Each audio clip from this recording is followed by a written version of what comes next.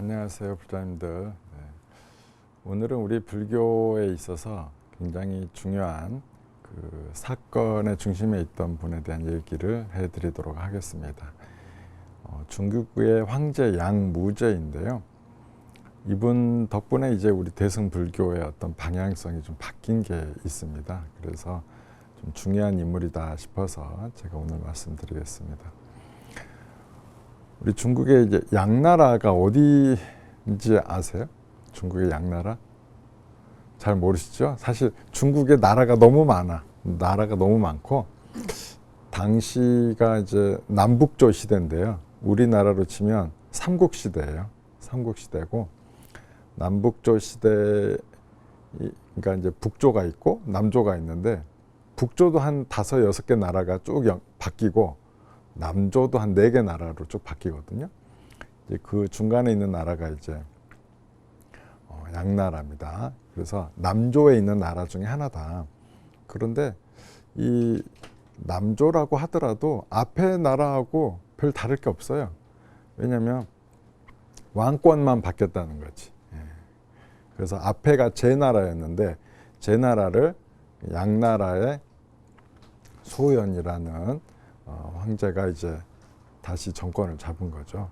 이름은 이제 그 양무제 원래 이름은 소연이었습니다. 소연이고 이제 주요한 그 나라에 굉장히 중요한 이제 자리도 차지하고 이렇게 하는데 그 앞에 황제죠. 황제가 그 양무제의 형을 죽여요. 그러면 형을 죽였다는 건 뭐예요? 본인도 죽일 수 있다는 신호죠. 양무제는 전쟁을 많이 했었던 사람이기 때문에 굉장히 무력도 강했고, 그리고 어렸을 때부터 글을 되게 잘 썼어요. 글을 되게 잘 써서 문장력도 뛰어났고, 그래서 미래에 대한 계획을 세울 줄 알았습니다. 그래서 전쟁이 날 것 같으니까 본인이 무기로 쓸만한 것들을 비축을 따로 합니다. 그 또 너무 드러나면 또 안 되잖아요. 그래서 물속에 가라앉혀 놔서 배 만들려고 나무들을 막 미리 잘라서 가라앉혀 놓고 안 보이게 뭐 그런 경우도 있고 준비를 철저히 합니다. 그 덕분에 본인을 죽이러 왔던 왕을 이제 황제를 죽이고 거기에 이제 황제로 등극을 하죠. 이제 본인은 황제로 등극을 했잖아요. 등극을 했는데 이 나라를 어떻게 운영을 할까에 대한 깊은 고민을 하게 돼요. 그런데 당시에 불교가 굉장히 흥했었고 본인도 불교에 대한 공부를 많이 했던 사람입니다. 그래서 불교를 통해서 이 나라를 이끌어야 되겠다. 그래서 많은 그 역경승들을 이제 모이게 합니다. 그래서 경을 번역하는데 당시에 번역되었던 경들 중에 유명한 경전이 아유광경이라는 게 있어요. 아유광경이라고 하면은 아쇼카 왕이라는 거죠. 그리고 인왕경도 그때 당시에 번역이 되는데 인왕경은 제왕의 어떤 왕이 어떻게 나라를 다스려야 되는가 이런 내용들이 들어있어요. 그래서 정확하게 나라를 불교로서 부처님의 정신으로 이 나라를 이끌어야 되겠다라고 이제 마음을 단단히 먹게 되죠. 그러면서부터 하나씩 이제 불교를 본인이 공부하고 이제 해 나가는데 이 무제 같은 경우는 신심이 굉장히 지극했어요. 지극하다 보니까 어떤 일이 또 생기냐면 본인이 불경을 해석도 할 줄 알아. 본인이 불경도 해석하고 주석서도 많이 냈어요. 그리고 황제가 있는 집무실 한켠에 법상을 또 만들어 놨어요. 그래서 가끔 스님들도 초대해서 법문도 듣고 본인도 올라가서 본인도 강설을 하고 뭐 이렇게 했습니다. 그렇게 해서 좀 되게 불교에 대한 깊은 이해가 있는데 본인이 이렇게 불경을 보다 보니까 뭔가 의심이 나는 구절이 생기는 거예요. 뭐가 의심나냐면 불교는 살생을 하지 말라라는 그 내용이 있잖아요. 살생을 하지 말라는 내용이 있는데 고기를 먹지 말라는 내용은 있어요, 없어요? 그건 없어요. 고기를 먹으면 안 된다는 내용은 없는 거라. 근데 본인이 생각하기에 살생을 좀 더 적극적으로 해석을 한다면 고기도 안 먹어야 되는 거 아닌가? 고기를 안 먹으면 살생할 일도 없는 거 아닌가? 그런 생각을 하게 되는 거예요. 그래서 스님들한테 그 얘기를 합니다. 그러자 당시에 스님들은 그것에 대해서 그런 경우는 없다. 고기를 금하는 건 없고 그냥 살생은 안 할 뿐이다 라고 얘기를 합니다. 그런데 양무제 이제 본인의 해석으로는 이 신심이 너무 지극해가지고 아니다. 더 적극적인 우리 그 불교의 그 살생과 반대되는 말이 뭐가 있죠? 살생, 그다음에 먼생 하나 또 있죠. 방생. 생명을 놓아준다. 생명을 죽이는 게 아니라 생명을 살려준다 해서 이제 방생이 하잖아요. 방생도 원래 많이 했던 황제였던 거예요. 그러다 보니까 이 살생 문제는 굉장히 중요한 문제라. 그래서 그리고 또 본인이 고기를 잘 안 먹었어요. 원래 잘 안 먹었어. 원래 잘 안 먹고 본인은 안 먹는데 살생을 안 해야 되는 스님들은 또 잡수신단 말이죠. 근데 그게 조금 이제 의문이 든 거지.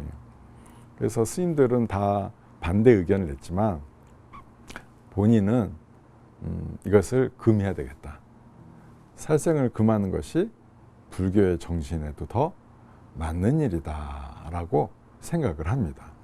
그래가지고 단주육문이라는 글을 발표를 해요. 일종의 황제의 칙령인데 그 안에 이제 술도 좀 금하고 고기도 먹지 말아라. 특히 스님들은 절대 먹으면 안 된다라고 합니다. 그래서 스님들이 이제 반대를 많이 하니까 그런 내용도 들어가요. 본인에 대한 표현을 뭐냐면 본인을 인왕이라고 칭해요. 인왕이라는 건 뭐냐면 그냥 그 왕 중에 전륜성왕 또 뭐 인자한 왕 뭐 이게 부처님의 가르침으로 그대로 행하는 왕이다라는 뜻이죠. 본인을 아쇼카 왕, 그러니까 아유광, 한문으로 하면 아유광이에요. 아쇼카 왕과 똑같은 위치에 본인을 두는 거죠. 전륜성왕이다. 그래서 그것으로서 이제 황제의 권위로서 밀어붙입니다. 우리가 지금은 불교하면 어때요? 고기를 먹어야 돼요? 안 먹어야 돼요? 지금은 왠지 다 안 먹는다고 다 생각하죠. 그렇게 만든 사람이 누구다? 양무제다. 말년에는 본인이 이제 동태사라는 절을 지었는데 본인이 거기 들어가요. 자기를 절의 노비다라고 칭해요. 거기서 법회도 열고 그러니까 이름은 노비인데 이게 왜 노비라고 했냐면 막상 가보면 노비는 아니야. 왜냐하면 제일 높은 자리에 본인이 앉아 계시고 외국의 사절단도 초대해서 그 동태사에서 있으면 본인이 불교를 강설을 하고 불교에 대한 뭐 경전도 번역한 것도 같이 이렇게 함께 보시도 하고 뭐 이랬단 말이죠. 그런데 본인이 왜 노비라고 했냐면 노비는 어때요? 주인이 속한 거죠. 본인이 누구의 주인이 부처님의 노비가 된 거야. 그러면 그 당시 때부터 노비는 사고 파는 게 가능했단 말이죠. 황제가 노비가 돼버렸어. 그럼 어떻게 해야 돼요? 찾아와야죠. 그냥 찾아올 수 있겠어요? 없어요. 돈을 줘야죠. 그래서 나라에서 황족들과 또 주요한 대신들이 돈을 냅니다. 돈을 내가지고 그것으로 황제를 다시 사옵니다. 그럼 또 황제가 돼가지고 또 열심히 또 강설을 하죠. 그렇게 해서 그 불교의 경전도 굉장히 많이 번역하고 국제적으로 우리 백제나 이런 데 사신할 때마다 꼭 경을 보냈다는 기록이 나오는 걸 보면 불교를 여러 나라에 보급시킨 데도 굉장히 큰 역할을 했고 또 본인이 동태사에서 이렇게 노비로 있을 때도 여러 사신들을 초대해서 함께 했기 때문에 포교에도 굉장히 열심히 했던 왕이다라는 것을 알 수 있습니다. 그리고 이분이 아들이 또 한 명 있어요. 소명태자라는 아들인데 혹시 이름 들어보셨어요? 근데 불교 경전에 대해서 관심 있는 분들 아마 들어보신 분도 계실 겁니다. 왜냐하면 이분은 그 마지예요. 왕자 중에 마지라. 근데 거의 어렸을 때부터 천재 소리를 들었던 분이에요. 글에 대한 지식이 해박하고 또 굉장히 그 글을 좋아하고, 이분이 나중에 문선이라는 이제 문집을 내는데 그 문집이 이제 뭐 유학자들한테 글 짓는데 가장 교과서 같은 이제 텍스트가 되는 거죠. 그리고 이분이 또 불교에서 굉장히 중요한 역할을 또 합니다. 뭘 역할을 하냐면, 여러분 금강경 아시죠? 금강경이 원래 이렇게 나눠진 게 없어요. 시작과 끝이 하나로 쫙 되어 있는 경이거든요. 그런데 한꺼번에 쭉 읽다 보면 뭔가 이제 핵심을 놓치는 수가 있어서 약간의 좀 구분이 필요하겠다 해서 그 소명태자가 구분을 해줍니다. 32분으로. 그리고 각 분마다 제목을 지어줘요. 그러니까 굉장히 중요한 분이죠. 그죠? 그걸 통해서 우리는 불교의 금강경을 좀 더 쉽게 이해할 수 있게 되는 것입니다. 그리고 양무제는 우리 보면 달마대사와의 또 일화도 유명하잖아요. 달마대사. 그 본인이 공덕을 많이 지었는데 당시에 달마대사가 왔을 때 내 공덕이 어떠냐라고 물으니까 아무 공덕이 없다라는 이야기를 듣습니다. 그래서 실망을 하고 이렇게 떠나가죠. 그리고 뒤에 보면 그 달마대사가 이제 돌아가신 입적한 뒤에 비를 세우고 찬을 썼던 기록이 나와요. 거기 보면 그 진실한 뜻을 못 알아챈 게 지금도 후회된다라고 되어 있어요. 그래서 달마대사를 그 멀리서나마 마음속으로는 깊이 존경하지 않았나. 그리고 양무제는 말년은 이제 되게 어려움을 좀 겪습니다. 왜냐하면 이분은 치세를 되게 잘했어요. 나라를 잘 다스려. 한 48년간 제위에 있는데 너무 잘 다스려서 어떤 일이 생기냐면 나라가 너무 평안해진 거예요. 나라가 너무 평안해지면 어때요? 이게 뭔가 방비가 좀 허술해지죠. 다른 나라에서 공격 오는 곳에 좀 태평성대니까. 우리 인간은 옛날부터 과거를 생각보다 빨리 잊어먹어요. 빨리 잊어먹고, 그리고 생긴 지 얼마 안 된 전통도 굉장히 오래된 듯 이렇게 생각하고 받아들이고 그래요. 특히 요새 보면 그런 거 더 변화 더 빨리 느끼잖아요. 여성과 남성의 관계에 대한 변화, 또 이 기존의 그 사회 틀에 대한 변화, 이런 것들이 너무 빨리 변하고 있거든요. 이제 한 세대만 또 지나면 그게 또 많이 변화 있고 또 어떻게 변할지도 또 모르겠어요. 그래서 인간은 금방 잊어먹는다. 그래서 그 제위 기간 사이에 전쟁을 잃어버린 거예요. 전쟁을 잊어버려. 초기에는 전쟁도 많이 했었죠. 많이 했었는데 나라가 너무 태평하니까 전쟁을 잊어버리고, 당시에 그 남북조였으면 남제에는 이제 양나라가 있고 위쪽에는 그 북위가 있었어요. 북위가 동위와 서위로 갈리게 돼요.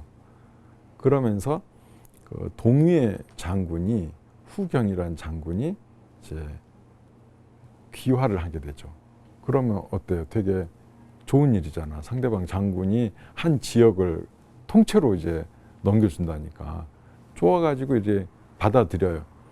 근데 그 장군이 져요. 또 그 이제 장군 삼아줬으니 이제 저쪽과 싸워라 이러니까 싸우니까 그러면 양나라에서 좀 이렇게 좋은 군대 보내줬으면 되는데 이 양나라에서 보낸 군대들이 조금 너무 허약해진 거야. 너무 태평성대가 이루어져가지고. 그래서 전쟁에 집니다. 근데 후경은 이제 후경도 이제 물러나게 되죠. 그러니까 땅도 다 잃고 후경도 남은 게 없어. 그런데 아주 그 친위대 같은 또 사병들이 있었던 거죠. 돌아와서 보니까 무제가 자신을 대하는 게 달라지는 거예요. 예전은 그렇게 훌륭한 대장군 이렇게 칭호를 하더니 본인이 뭐 이렇게 편지를 보내도 답도 없는 거예요. 그래서 이제 나를 내치려고 하는구나, 나를 버리려고 하는구나, 이 생각에 이 후경이 오히려 공격을 하게 됩니다. 일종의 쿠데타죠. 반격을 해. 쿠데타를 해갖고, 근데 이제 제가 얘기했듯이 너무 오랜 태평성대 끝에 국방이 허술해져 가지고 그냥 다 금방 다 털려요. 다 털려가지고 그냥 다 집니다. 양무제도 감옥에 갇혀요. 갇혀서 한 보름 정도 있다가 한 16일 정도 있다가 굶어서 돌아가시게 됩니다. 안타까운 일이죠. 그런데 이게 사실 태평성대도 좋지만 항상 방비를 우리가 잘 해야 된다. 바깥으로 오는 것, 그런 뭐 교훈도 있겠고, 이분의 또 전생 얘기가 또 하나가 있어요. 전생에 어떤 얘기가 있냐면, 이분이 전생에는 사냥꾼이었어요. 사냥꾼이어서 이제 여기저기 동물을 잡고 다녔는데, 어느 날 이제 길을 가다가 그 돌불에 걸려갖고 자빠져요. 먼 돌에 넘어졌나 돌을 보니까 돌로 된 부처님인 거예요. 그래서 나 이렇게도 부처님 발견하는구나 싶어가지고 파가지고 이제 굴에다가 모셔놓고, 본인만 아는 굴에다 모셔놓고 부처님을 만나는 것도 희화한 인연이다 싶어가지고 본인이 이제 음식물도 올리고 뭐 이랬습니다. 그리고 거기서 발언을 하게 돼요. 부처님, 앞으로 제가 다음 생에는 정말 황제가 돼서 이 나라를 다 다스리고 싶기도 하고, 그렇게만 해주신다면 저는 불교를 정말 흥하게 하겠습니다. 융성하게 하겠습니다. 이렇게 서원을 한 거예요. 매일 공양을 올렸어. 근데 어느 날 가보니까 본인이 올렸던 공양은 저로 치워져 있고 다른 뭐 이렇게 과일이 올려 있는 거예요. 아니, 다른 과일 올려도 괜찮은데 자기 거를 치운 게 기분이 나쁜 거예요. 자기 거를 치운 게. 그 양반도 또 그걸 치워버렸지. 자기 거를 또 올렸어. 그 다음날 가니까 또 치워져 있네? 또 신경이 나서 또 치웠어. 그래서 자기는 이제 꽃을 요번에 올렸어요. 꽃을 올리고 이렇게 열심히 보니까 이제 누가 자꾸 치운지 이제 궁금해진 거지. 내가 정성스럽게 올린 걸 왜 누가 함부로 내려. 우리 가끔씩 그런 경우 있잖아요. 향 또 초 할 때 많이 그러지. 초를 켰는데 다른 분이 내리고 그분 초를 올리면 좀 관계가 안 좋아지더라고. 그게 이제 비슷한 일이 생긴 거야. 어떤 놈이 내 부처님 공양 올린 거를 치우나 봤더니 원숭이 한 마리가 그 꽃을 치워버리는 거예요. 자기도 꽃을 올리는 거야. 내가 이놈이 그랬구나 하고 이제 이놈한테 돌을 던졌어요.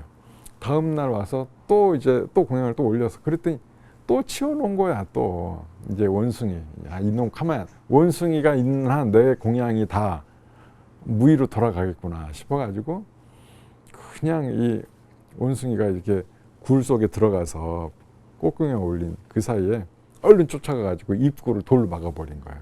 고양이가 못 나오지. 내가 있는 고양이 원숭이 잡았다. 원숭이 잡았다 해가지고 이제 기분 좋게 나왔어요. 나왔는데 그러고 나서 잊어버린 거야. 이제 또 한동안. 원래 죽일 생각은 없고 혼내줄 생각만 있었지 죽일 생각까지는 없었는데, 아이고 부랴부랴 해가지고 이제 한 보름쯤 지나서 가보니까 그 바위 틈맨 사이에 걔가 껴가지고 나오려다가 껴갖고 죽어 있는 거야. 그걸 보니까 너무 미안한 거지. 그래서 그냥 시체를 묻어주고 이제 돌아왔는데 그 뒤로 사냥도 안 하게 돼요. 사냥도 안 하게 되고 이제 나이도 좀 들었기 때문에 얼마 안 있다 이분도 돌아가십니다.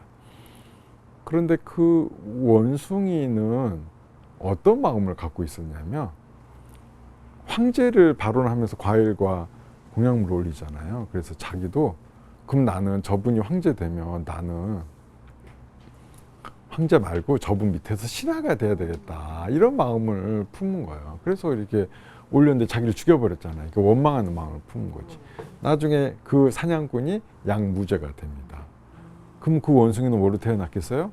그 신하로 태어난 거지. 그래서 쿠데타군이 왔을 때 그 사람과 합작이 돼가지고 양무제, 그 전까지 신하였다가 양무제를 가둬버리게 됩니다. 그래서 한 16일 있다가 굶어서 돌아가시거든요. 고양이, 그 원숭이가 그 굶어 죽은 날짜랑 똑같은 날짜가 된 거예요. 그래서 인과가 이렇게 무섭습니다. 근데 양무제는 이미 공부를 많이 했잖아요. 그래서 그 본인의 어떤 그런 자신이 인과로서 이런 것을 왔다는 것을 깊이 이해하고 더 이상 복수하지 말라는 편지글을 자손들한테 남깁니다. 그래서 복수는 안 일어났다고 전해지고 있습니다. 그래서 우리는 황제로서 참 우리 불교를 많이 이렇게 전하는데 공헌을 많이 했습니다. 글도 좋은 글도 많이 쓰셨고요. 그렇지만 중요한 것은 내가 어떻게 수행하고 내가 정진할 것인가, 이 부분에 우리가 놓치지 않아야 됩니다. 인과는 사실은 피하기가 쉽지가 않습니다. 내가 당했을 때, 그 인과의 어떤 화살이 나에게 날라왔을 때 그것에 내 믿음과 내 또 신념이 흔들리지 않게끔 수행과 정진으로서 우리 자신을 다 잘 준비를 해 놔야 되겠습니다. 어쨌든 불교로서는 굉장히 고마운 분이었고 또 인과를 또 몸소 또 우리에게 보여준 그런 훌륭한 가르침도 있습니다. 우리 부자님들도 늘 인과의 가르침이 헛되지 않다는 것을 마음속에 깊이 새기시고 수행 정진하시면서 내가 인과에 갇혔을 때 그것에 얽매이지 않는 경지에 오르시기를 바라겠습니다. 그리고 불교 TV 많은 시청 바라고 또 ARS를 통해서 불교 TV가 하는 여러 포교 사업에 많은 후원해 주시기를 바라겠습니다.